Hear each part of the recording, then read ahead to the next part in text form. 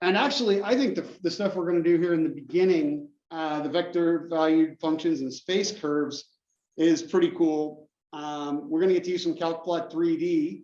So you're going to get to use the computers a little bit today and make some plots. So let's pick up where you guys left off on the video. So basically, what a vector valued function is a function where each component of the vector is a function. So basically what we're looking at is a way of writing a parametric equation. We talked a little bit about parametric equations in 11.6. That's all this is, this R of t.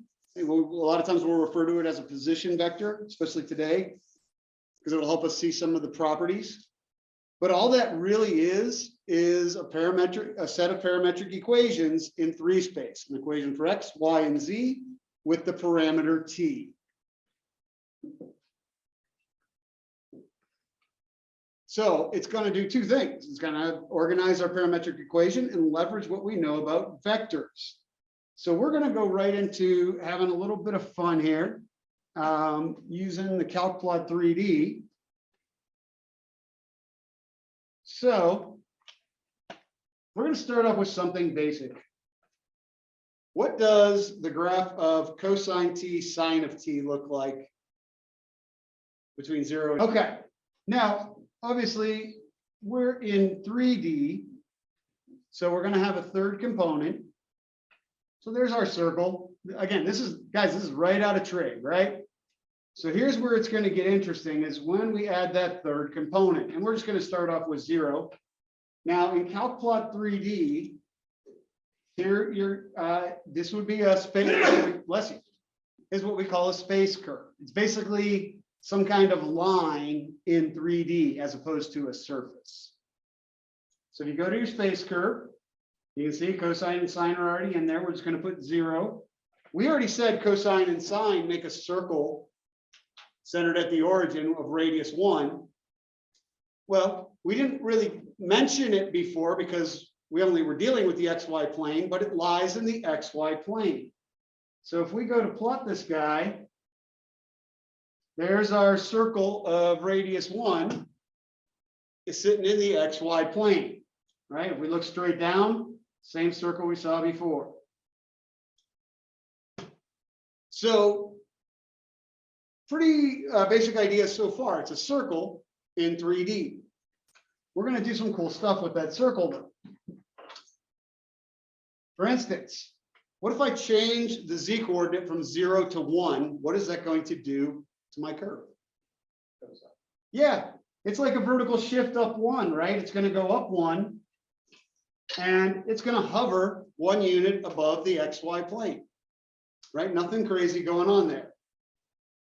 All right, let's make it a little bit more interesting. What if we change the z component to t? Now the z component varies. And I see you guys doing it with your hands. Spring, kind of like a spring, right? Or a helix. Yep.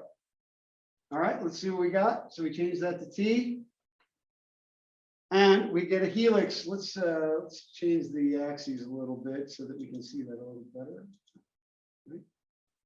We're good on the min and max, but let's make it a little higher and lower.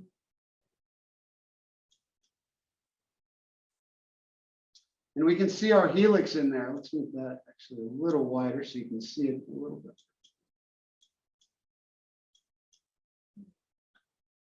And there's our helix. Now let's talk about this helix a little bit based off of just what we know. Let me make sure this matches the slide. This is 0, see 2, 5. All right. So if we look at the helix now, let's talk about what we know. Well, it starts here in the XY plane and it starts at 0, 1. Zoom in on that so you can see it a little bit better. And feel free to follow along on your own computers if you like. What is the radius? What do you think the radius of this helix is? It's going to be 1. If we look right down the z-axis, I'll get as close to it as I can. Really, what we're going to see is a circle of radius 1. Okay. And notice that it starts at the xy plane and goes just a little bit past 6. What is the height? It is 2 pi. Good job, guys. Now, I'm pointing this stuff out for a very specific reason. One of the things I'm going to ask you to do today, and one of the things you'll be asked to do for a take-home problem for the midterm, is to create a helix of given properties. All right. So if I want this helix to have a radius of, let's say, 3, what do you think I need to change in my parametric equations? And think about going from a circle of radius 1 to a circle of radius 3 in trig. Sine and sine. And boom, there's our radius of 3. You can see it. If we look down that z-axis, we got a circle radius 3. Another thing I want to point out about this helix, it does one winding, meaning if we look straight down, again, I'm sorry, a little hard for me to get it perfect, but you see how it starts here and ends here. So it does one winding, and that's because we're going through 2 pi radians, right? It takes 2 pi for sine and cosine to get through their period or to go around a circle. So we know how to mess with the radius. What if we wanted it to also have a height? Let's see, our height is about 2 pi. What if we wanted it to have a height of 10? Exactly. What would we have to, first off, which equation or equations would we have to adjust the height? The z, right? And right now the z is equal to t, so it goes from 0 up to 2 pi. And this is going to be important. Option number 1 is we can mess with the limits on our interval because it's going from 0 to 2 pi because t goes from 0 to 2 pi. But if we do mess with those, that messes with our number of windings as well, which is fine. Guys, for the curves that you make in parametric equations, there's an infinite amount of ways to do it, literally, because changing the parameter, you can also change the equations and vice versa. I'm going to show you one way, but changing the parameter works just fine too. So we have a radius of 3. Let's say we want a height of 10. Right now the height is 2 pi. Well, let's think of it in terms of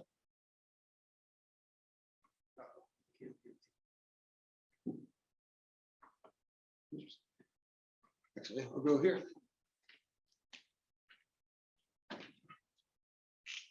We know that, so actually we'll call it z.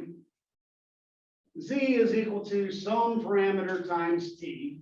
If we find that a, that's going to be our coefficient. Well, if we start at 0, we're fine. We want it to end at 10.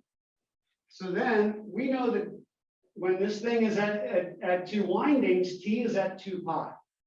So a times 2 pi.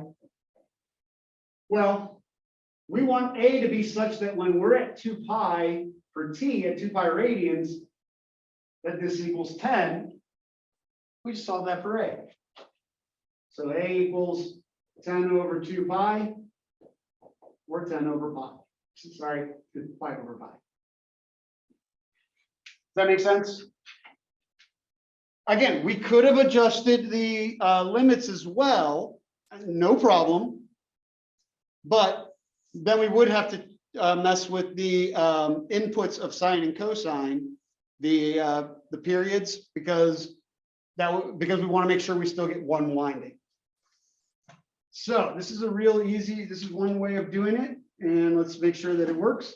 So we're going to do 5 over pi times t. And if we look, let me see, I got to zoom out now. We see that this thing ends exactly at 10 and does the 2 windings.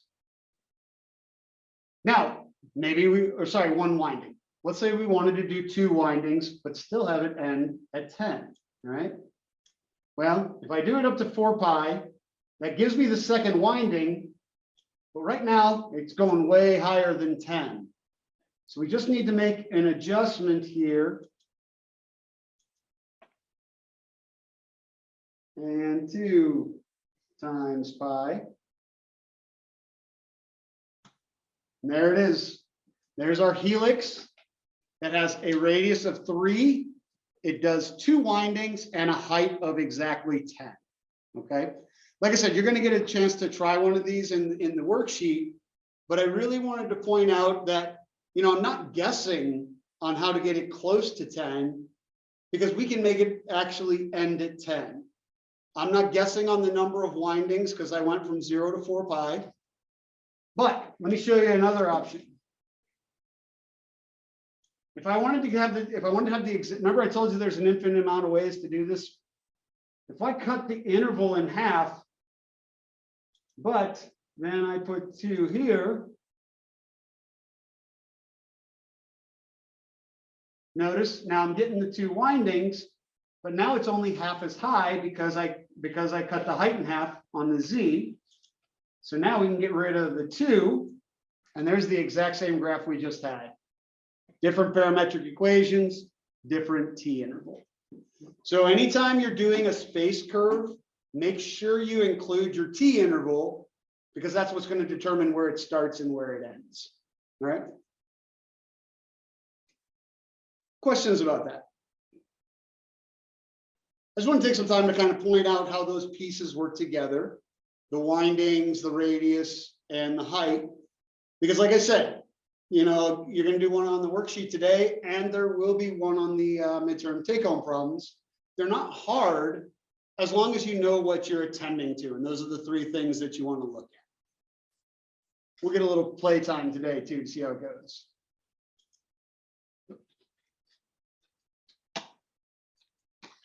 Too nice is going. So there's our helix. All right. Another one here. I added a t in front of the sine and the cosine now. What is that going to do? It's going to make it get wider as t gets bigger, right? So let's see. Let's go back to a little bit more basic. T, we won't worry about height for right now. We know how to do that. And 0 to 2 pi. Okay. Oops, I didn't mean to put those guys on for later. All right. This is still a helix. This is what we call a conical helix because it's the shape of a cone. Oh, and I left the 2 t's in there, which is fine. It's just going to do 2 windings. Now, it's a little harder to tell the number of windings on a conical helix versus a regular helix because it's getting wider, but the same principle applies. For every 2 pi that sine and cosine go through, you're doing another winding. Adjusting the height is the same as doing the helix that we just did. And these things have a radius too. What is currently the radius of this helix? What size circle does it make here at the big end? Any idea? If we wanted to have a certain size radius, we could do the same thing we did last time. So let's say we want a radius of 10. We would do the same thing on these guys. 5 divided by pi. 5 divided by pi.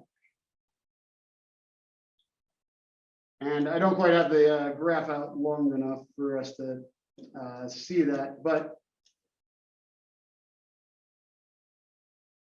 see if we're going to 2 pi. So because if we're going up to 2 pi on this one, we know that 2 pi times 5 pi over 10 is going to give us 10. So we're going to end at 10. So again, I just want to point out, we're not guessing on those numbers. We can find them out nice and exact.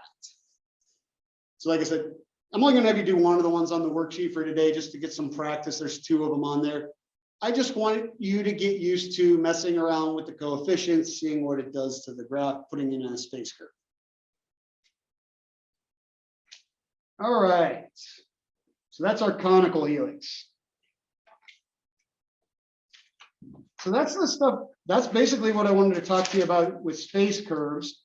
We'll use these more actually in the very next section, so we're going to see these again. But you know, you're going to plot one here once we break into groups. We'll go through 12.2 first. Last thing I want to talk to you about in 12.1, I'm not going to take a long time on this.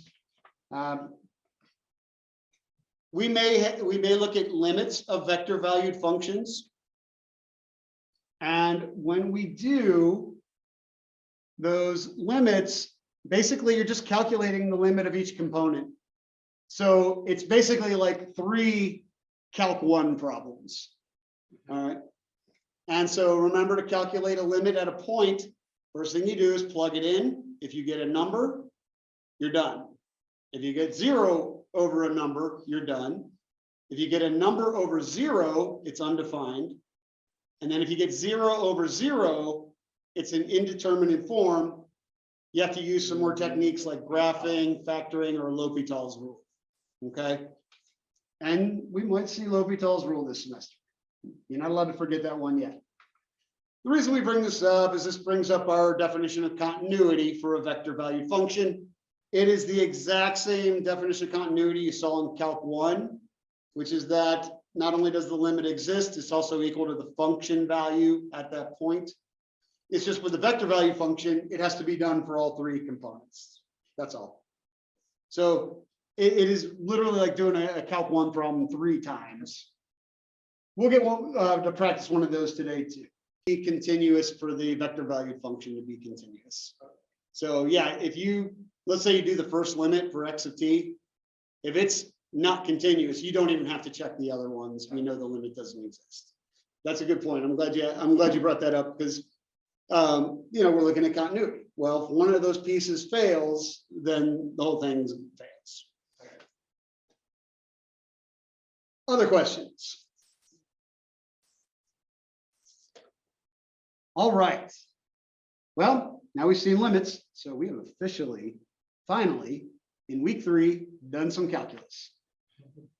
Took a while.